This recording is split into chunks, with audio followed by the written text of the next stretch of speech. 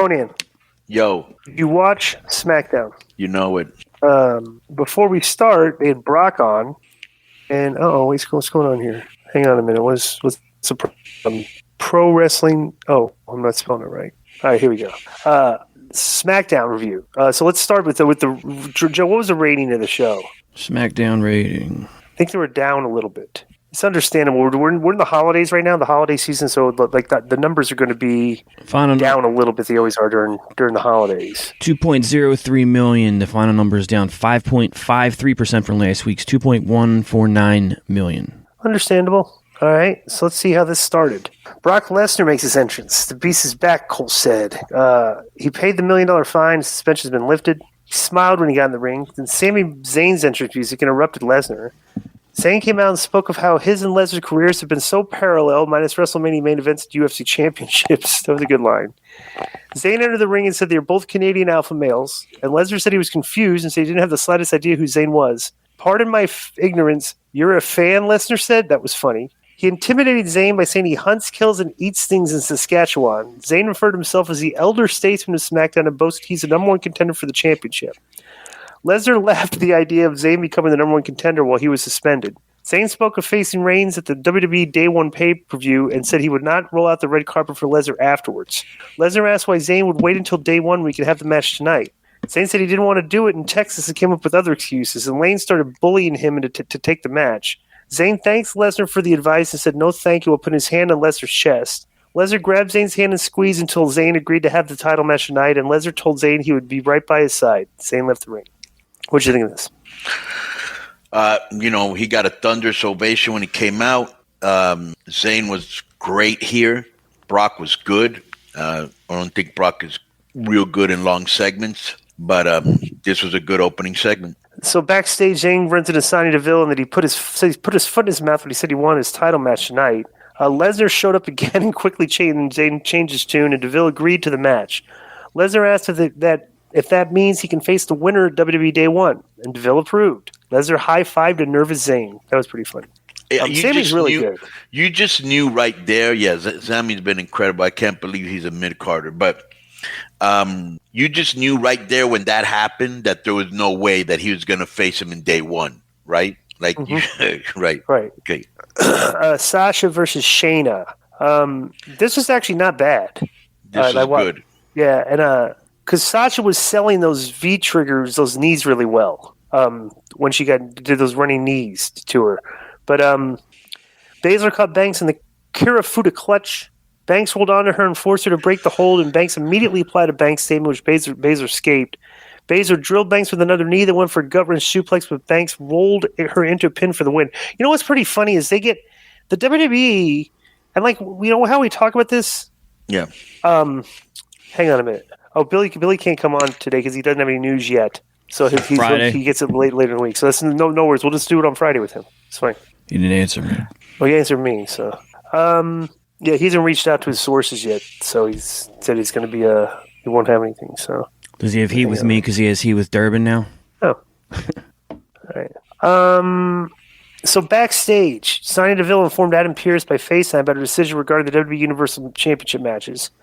Pearce was tough to make out, but he said something about upper management not liking the show disrupted and told her to remember the Alamo. Drew comes in the room after DeVille hung up the phone, and McIntyre wanted to know who was responsible for leaving him out of last week's Battle Royal. DeVille blamed Pearce while saying he wasn't there yet.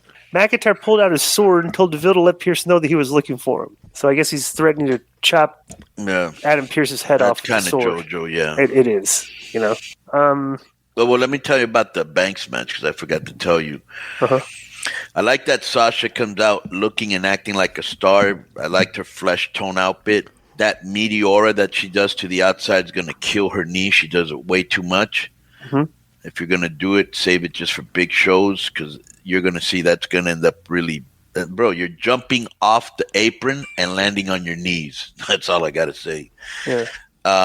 Here's another one, bro. It's kind of a shame because Baszler and her work really good together. This was a good match.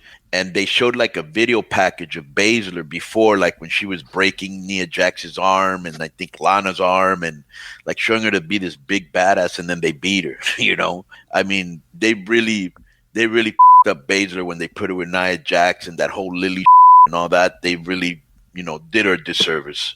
So next, Corbin and Moss had their happy talk segment. Corbin said it was a hilarious prank when he eliminated Moss last week. Moss looked upset for a moment, then laughed about it. Corbin said it wasn't funny for everyone because Jeff Hardy has lost so many brain cells that he forgot Sami Zayn was not eliminated. Moss told some cornball jokes about Hardy and Drew McIntyre.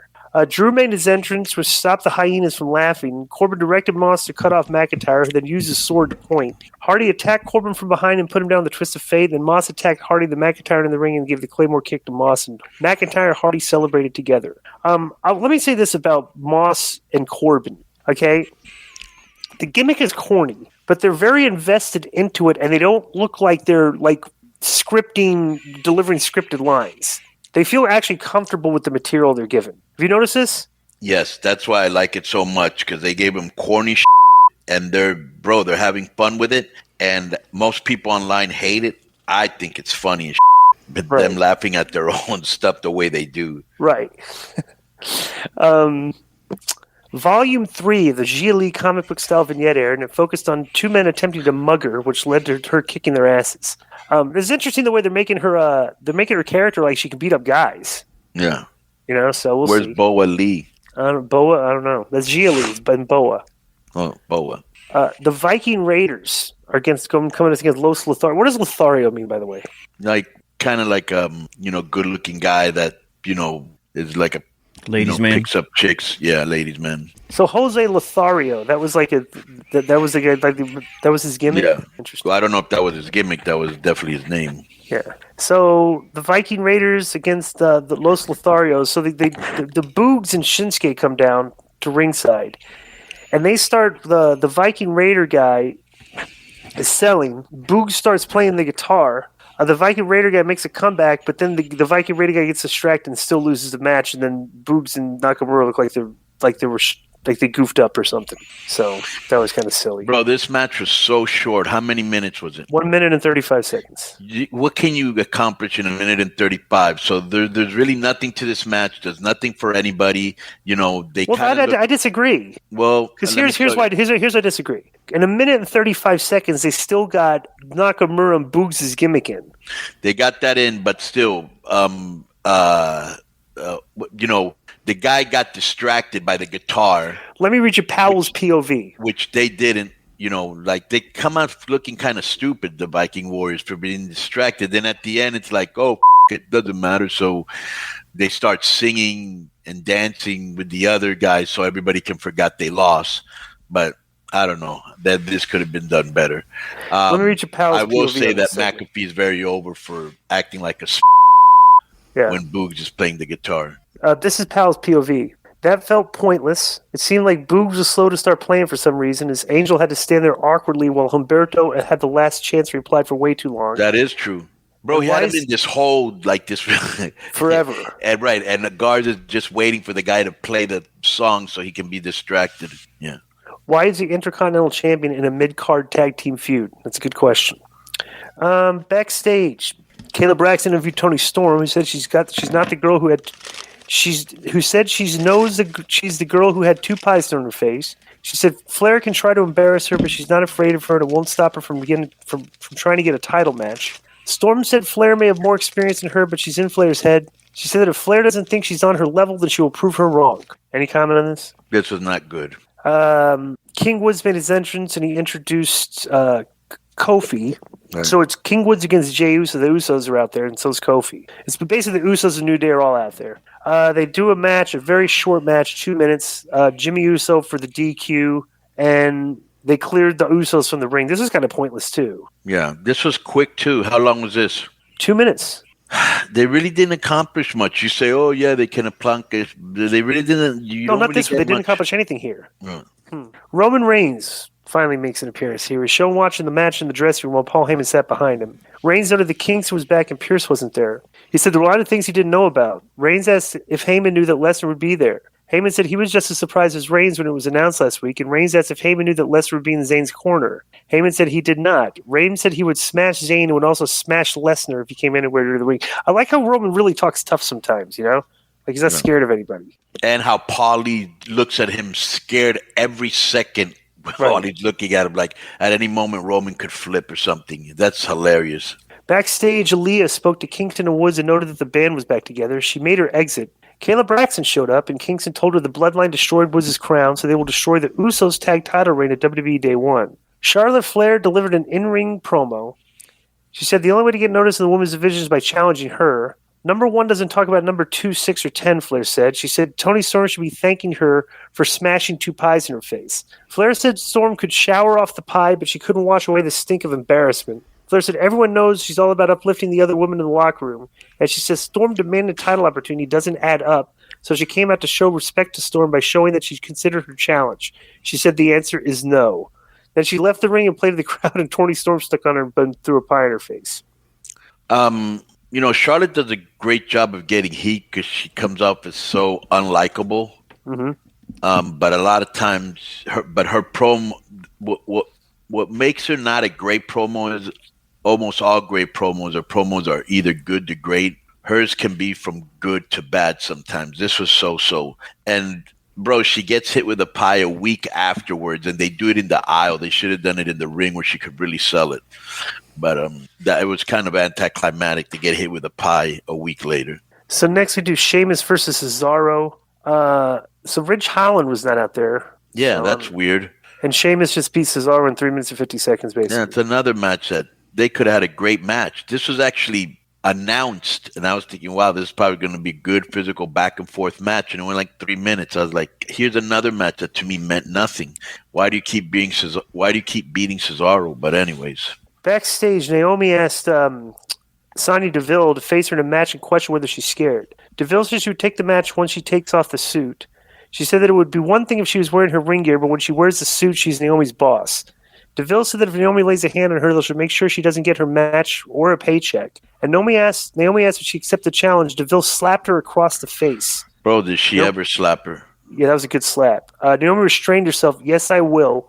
Deville casually said regarding the match challenge. So there's a good build-up with these two, actually. Yeah.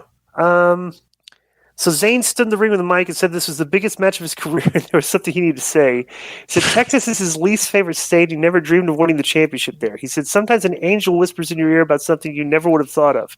He said Lesnar was that angel. Zayn got fired up while talking about how he would beat Reigns and walk out as a champion. And Zayn told the fans that he would not have any of them to thank. He said the only person he would have to thank is Lesnar. Brock makes his entrance and gave Zayn a thumbs up. There he is. Make some noise for Brock Lesnar, Zayn said. Lesnar laughed and entered the ring, and Zayn said he knew Lesnar wasn't there to help him, and he wasn't saying that he should, but Lesnar would probably have an easier time with him than Reigns at WWE Day 1. Zayn pointed out that Lesnar's track record against Reigns hasn't been great, and Zayn said he wasn't disrespecting Lesnar. Then Lesnar grabbed Zayn, gave him 3 German suplexes, an F5, and then another F5. So he just leaves him laying right there. So then Roman makes his entrance. He comes out, surveys the situation, spears him, and chokes him out and beats him. In like 30 seconds. That was 15 seconds, yeah. Yeah. Zayn made that segment. Zayn made that segment. Yeah, this is a good focus on Sami Zayn today. He was great there.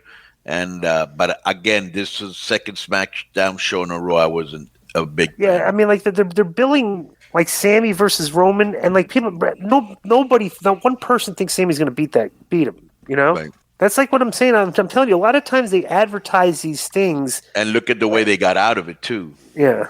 They never had a both match. shows have done a poor job of advertising things that draw lately. And you know? and I don't have nothing against quick matches. I'd rather have them than long matches, but these are too quick, you know. Mm-hmm. Yeah, there's nothing there. You know? Right. But that's been SmackDown. Enjoy the rest of the show. Boom.